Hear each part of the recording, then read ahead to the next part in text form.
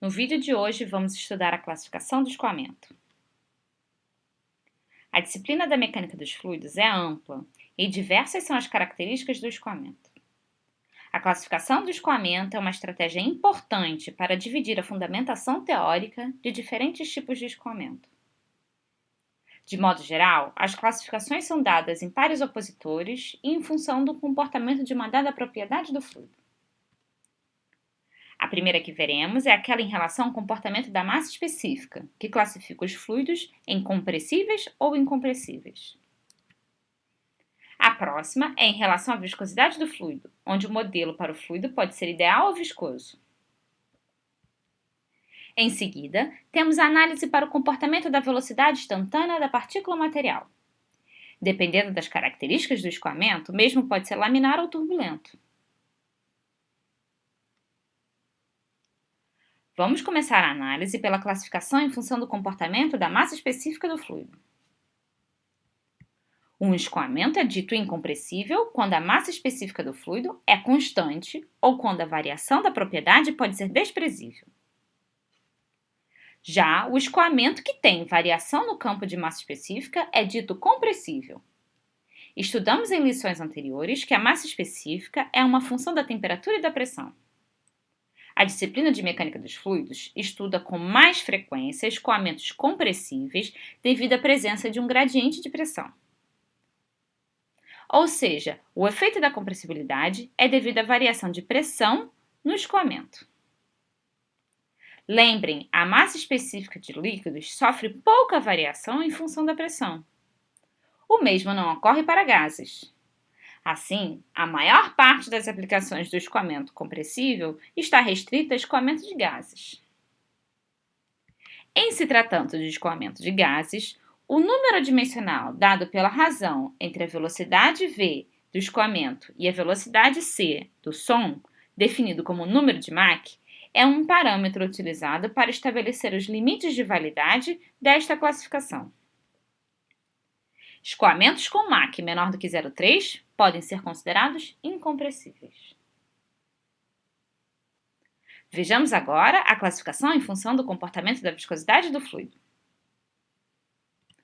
Fluido ideal é aquele cujo escoamento não possui atrito. Também é conhecido na literatura como fluido não viscoso ou invíscido. Neste modelo, a viscosidade do fluido é nula. Já o fluido real ou viscoso é aquele que pode ser descrito, por exemplo, pelo modelo de fluido newtoniano ou não newtoniano. Sabemos, portanto, que o modelo de fluido ideal é uma aproximação, uma vez que nas aplicações reais sempre temos atrito. A questão que levantamos é: quais as situações onde a força viscosa é pequena o suficiente a ponto de ser considerada desprezível? Para responder essa questão, precisamos avaliar um número adimensional que relaciona forças inerciais com forças viscosas, chamado número de Reynolds. Se a magnitude do número de Reynolds é elevada, os efeitos viscosos serão desprezíveis. Já se o número de Reynolds for pequeno, os efeitos viscosos são dominantes. Note que se o escoamento tem um número de Reynolds que não é nem muito pequeno e nem muito grande, não podemos tirar qualquer conclusão.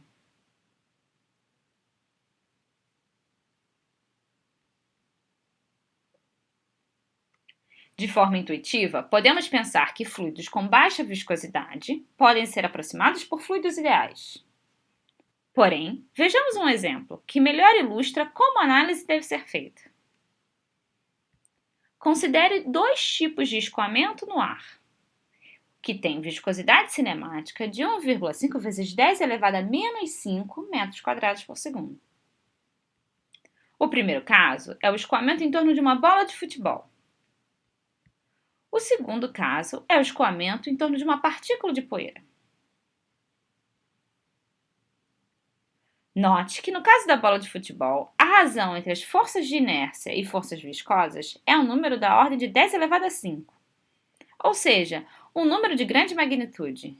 E neste caso, predominam as forças de inércia e podemos utilizar a aproximação de fluido ideal. Já no exemplo de uma partícula de poeira caindo no ar, temos Reynolds igual a 0,7. e não podemos desprezar o atrito. Estes exemplos mostram que a análise se o atrito pode ser desprezado ou não deve ser feita de forma completa e não apenas olhando para a viscosidade do fluido. Vamos observar agora o comportamento do fluido próximo a uma superfície. Lembrem da condição de não escorregamento e que o fluido em contato com uma parede fixa tem velocidade igual a zero. O vídeo mostra o escoamento de um fluido com alta viscosidade em torno de um corpo sólido. Observe um perfil de velocidade próximo à parede. Note que existe uma região onde um perfil de velocidade é distinto daquele observado longe da superfície. Observamos nesta região uma dissipação dos traçadores utilizados para visualizar o fluido.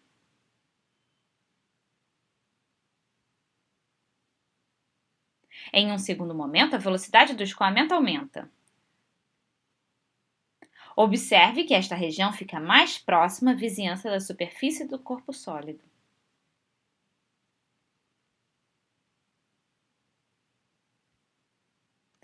Em seguida, um fluido com menor viscosidade será utilizado. O resultado é um número de Reynolds maior. Note que esta região fica ainda mais estreita e mais difícil de ser percebida. Esta região próxima à parede é chamada de camada limite.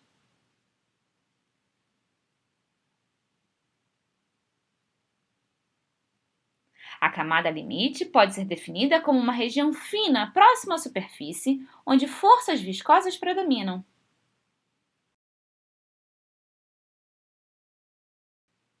Note que na camada limite o atrito não pode ser desprezado. E quanto maior o Reynolds, menor será a espessura desta região.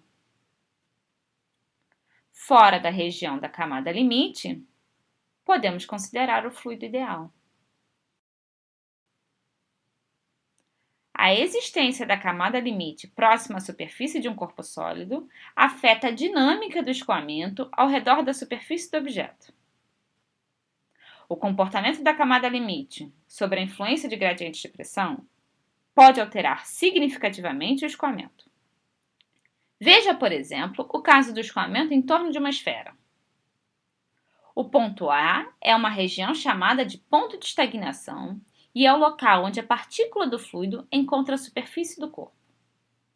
Neste ponto, a velocidade do fluido tende a zero.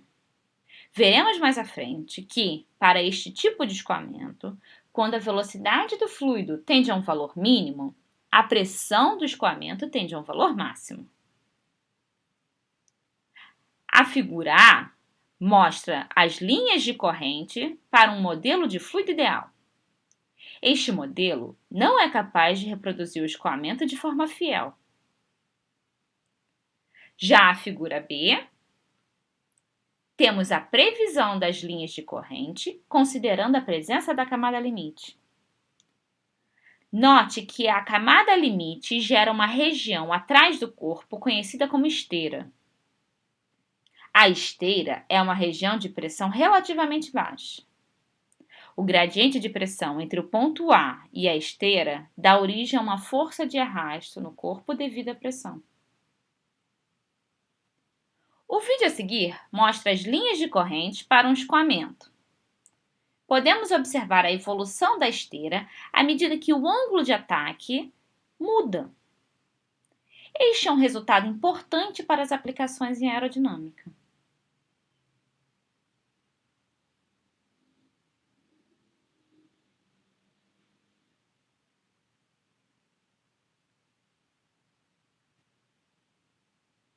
Vejamos agora outro experimento. O vídeo mostra o escoamento em um tubo. Um filete de corante é injetado continuamente. A vazão do escoamento aumenta. Com o aumento da vazão, observamos uma flutuação do filete do corante até o ponto em que a vazão é tão alta e esse filete transforma-se numa pluma. O que observamos neste vídeo foram os regimes de escoamento. Inicialmente, temos o regime laminar, onde as camadas de fluido não se misturam. Em seguida, à medida que a velocidade do fluido aumenta, aparecem flutuações na velocidade, ou seja, formam-se vórtices. Esses vórtices provocam a mistura das camadas de fluido. Neste ponto, estamos num regime de transição. Em determinado momento, a velocidade é tão grande que o escoamento torna-se aleatório e intrinsecamente transiente. A principal diferença entre os regimes laminar e turbulento é o comportamento da velocidade instantânea de uma partícula material. Se pudéssemos observar o comportamento da velocidade de uma partícula fluida em um ponto ao longo do tempo, teríamos um comportamento uniforme para o regime laminar. Já no regime turbulento, observamos uma característica aleatória na velocidade. Porém, as flutuações estão sempre em torno de um valor médio.